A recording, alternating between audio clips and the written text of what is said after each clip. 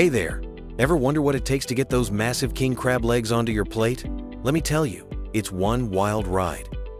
Every year, fishing crews brave the freezing Alaskan waters to bring in over 4.4 million pounds of king crab. That's about 0 tons of what locals call red gold. And they're not kidding about the gold part.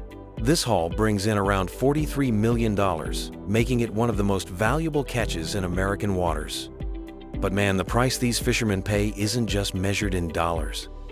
I'm standing on the deck of the Northern Star with Captain Mike Donovan, and I've never felt cold like this. The wind literally stings your face, and the boat is rocking so hard I can barely stay upright. This is actually pretty calm, Mike tells me with a laugh. His face is weathered from 23 years at sea. Lost 3 good friends doing this job. Nearly lost my own life twice, but we keep coming back. I ask him the obvious question, why? For this, he says, pointing down at a massive red king crab being measured by one of his crew. And honestly, for the challenge. Not many jobs left where you're truly testing yourself against nature. Before we even left harbor, I watched the crew load 150 steel traps, they call them pots, onto the deck. Each one weighs 800 pounds empty. Yeah, you heard that right, empty. It takes at least 2 guys to move each one safely. Jake, one of the deckhands, shows me his hands. Even through thick gloves, I can see they're covered in scars. One bad pot can cost you thousands, he explains, pointing out a tiny tear in the steel mesh of one trap. And in rough seas, a pot that's not secured properly will slide across the deck and crush you before you can blink. Seen it happen.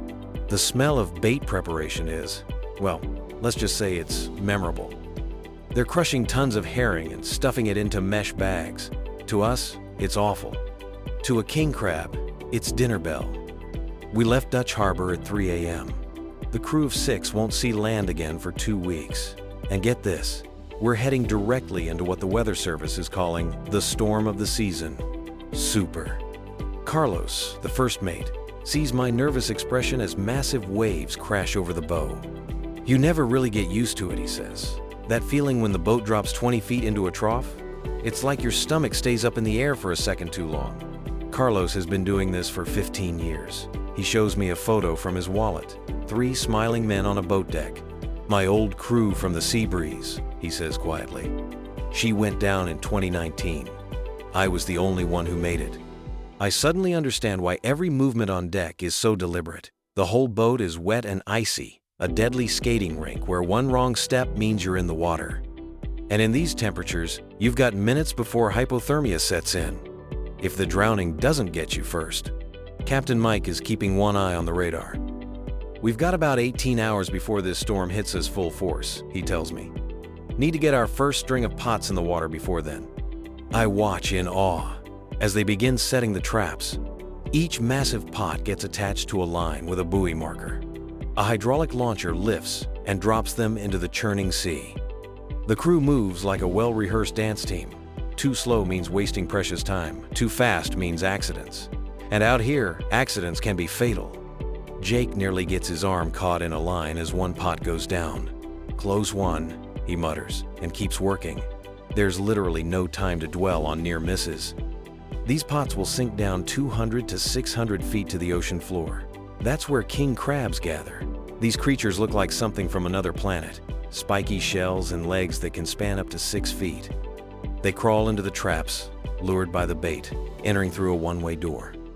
After a night of barely any sleep while the storm builds around us, it's time to retrieve the first pots. The winds are now at 45 knots, and the waves are tossing our 107-foot vessel around like it's a bath toy. Nobody on board has slept more than 2 hours. The constant motion and noise make rest impossible, but there's no time for being tired. The pots need to be hauled up now before the storm gets worse. Carlos operates the hydraulic winch that pulls the heavy line from the depths. Everyone watches anxiously as the first pot breaks the surface. Jackpot! Someone shouts. The pot is packed. At least 30 massive king crabs, their bright red shells glistening under the work lights, massive claws moving slowly in the freezing air. The crew immediately gets to work. The pot swings over a sorting table and opens, releasing a clicking, clacking pile of legs and shells.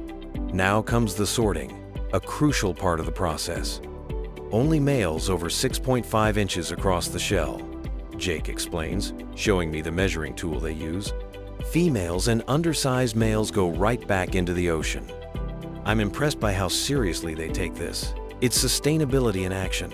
By letting the females and young males go, they're making sure there will be king crabs to catch in the future. Carlos carefully returns a female, carrying thousands of tiny orange eggs back to the water. Each female can carry up to 400,000 eggs, he tells me. We need them down there, making baby crabs for future seasons.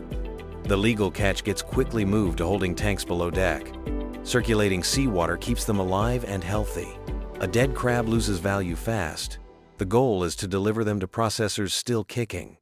The weather is getting worse by the minute.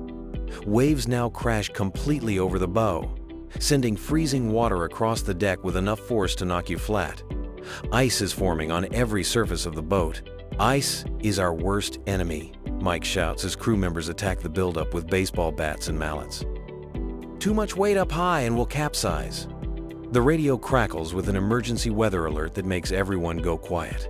The storm has intensified beyond predictions. Sustained winds of 65 knots with gusts to 80, and seas building to 40 feet. We're pulling the remaining pots and heading for shelter, Mike announces.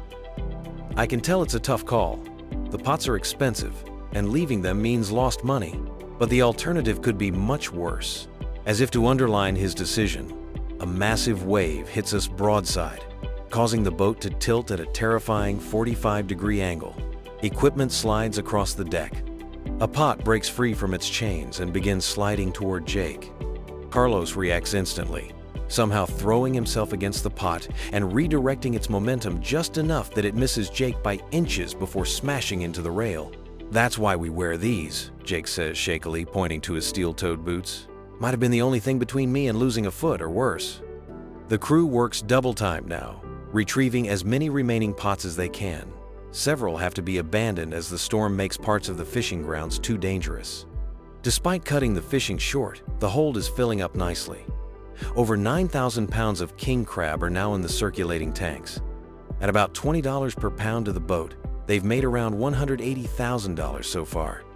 Not bad for 3 days of work, if you don't count the preparation, the danger, and the years of experience required to do this job. The journey back to Dutch Harbor is brutal.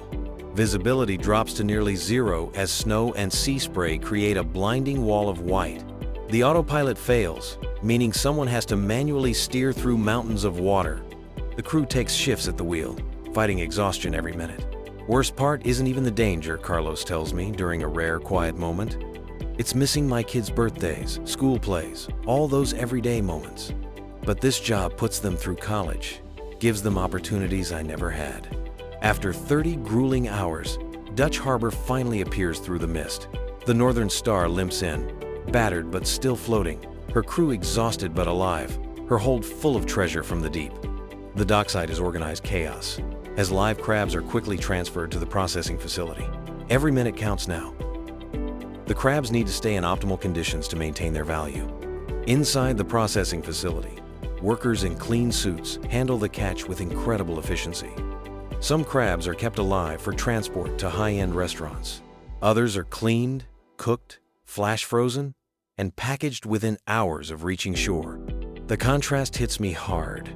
From the brutal conditions these guys face at sea to the elegant restaurant presentation, from weathered hands hauling deadly traps to white-gloved waiters serving this delicacy to people who might never understand what it took to get it there. Was it worth it? I ask Captain Mike as he gets the payment for their catch. He looks down at his hands, calloused, cut, permanently bent from years of hard labor, then back at me. Ask me after I've slept for about 3 days, he says with a tired smile. But yeah, it's worth it. Not just for the money. There's something about facing that sea, about bringing in that harvest. It gets in your blood. Later, I join the crew at a local bar. Despite being dog-tired, there's this amazing camaraderie among them, a bond that only comes from depending on each other for survival. As I taste the fruits of their labor, that sweet, tender crab meat dipped in warm butter, I get it a little better. This isn't just food. It's a testament to human courage, to our age-old relationship with the sea, to the incredible lengths some people will go for their livelihood. And incredibly, in just 3 days, they'll head out again. The king crab season is short, just a few weeks, so every trip counts. While most of us sleep comfortably in our beds, these modern hunters will once again face the fury of the Bering Sea, hoping to return with both red gold and all crew members intact. You know what's crazy? Jake says as we say goodbye. I'm already looking forward to going back out there. He checks his phone, showing me a weather alert for another storm system developing. It's like the sea is always calling you back for another round. In our world of cushy office jobs and automation, king crab fishing remains one of the last true tests of human grit and courage. It's not just a job, it's a battle, a gamble, a way of life that defines the tough few who dare to challenge the Bering Sea for its most valuable treasure. So next time you crack into those succulent crab legs at your favorite restaurant, maybe take a second to remember the hands that brought them to you, weathered, scarred, and proud.